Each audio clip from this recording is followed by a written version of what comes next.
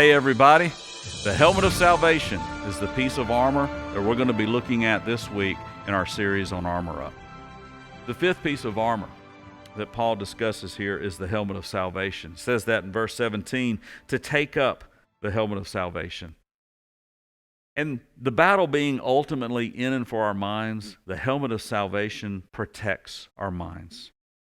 Satan battles using strongholds that are created by lies. In 2 Corinthians 10, he says, the weapons we fight with are not the weapons of this world. On the contrary, they have divine power to demolish strongholds. Now, what are these strongholds? We demolish arguments and every pretension or lofty idea that sets itself up against the knowledge of God. Now, explain that. We demolish strongholds. What are strongholds? Strongholds are arguments and ideas, lofty ideas that oppose the knowledge of God. So when they're standing against who God is and the knowledge of God and the truth of God, it's a lie.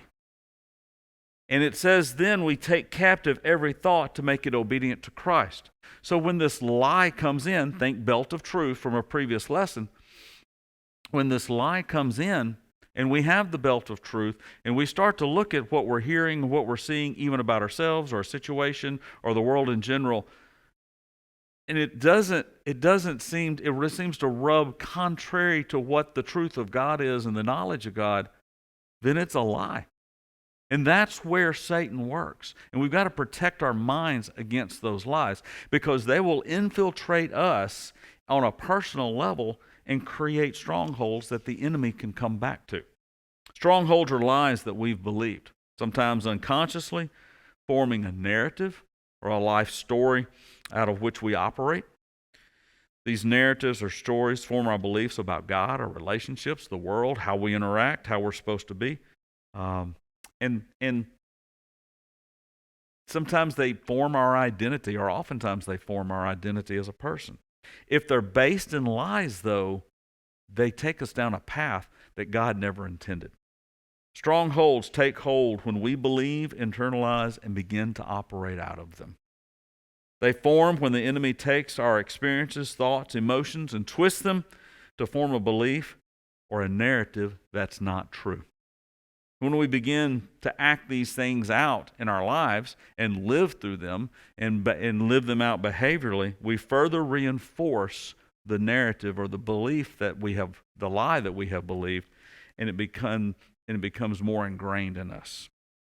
Strongholds are held in our minds and acted out in our behavior. I'll give you an example of this. We're in middle school, have a middle school breakup. A high school breakup, a few failed relationships, and the enemy uses those experiences to whisper lies that we're unwanted, not good enough, and we have to settle.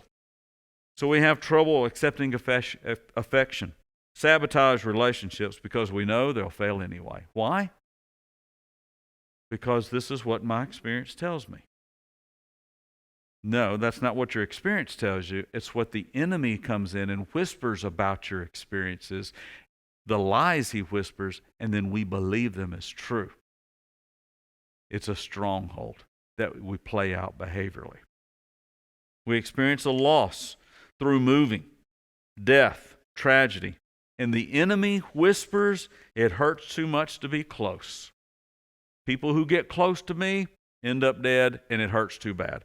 So we isolate ourselves and push people away. And that could be in a mean way, or it could be just in a solitary way. But either way, it's based on what a lie the enemy has told about our experiences. We live in a broken world, and broken things are going to happen in a broken world. To make it worse, the enemy comes in to our minds, and he whispers the lies. And when we believe them, it forms a toehold, a stronghold that he has, that he can then come back to and operate out of, and to slowly and subtly discourage and keep us from the life that God intended for us to be. This happens to the lost, it happens to the saved. It's a spiritual battle that we fight in and for our minds. So how does the helmet of salvation protect us? One, it gives us confidence for the victory. 1 John 5:13 says, I write these things to you who believe in the name of the Son of God, so that you may know you have eternal life. The helmet of salvation protects us from the onslaught of doubt.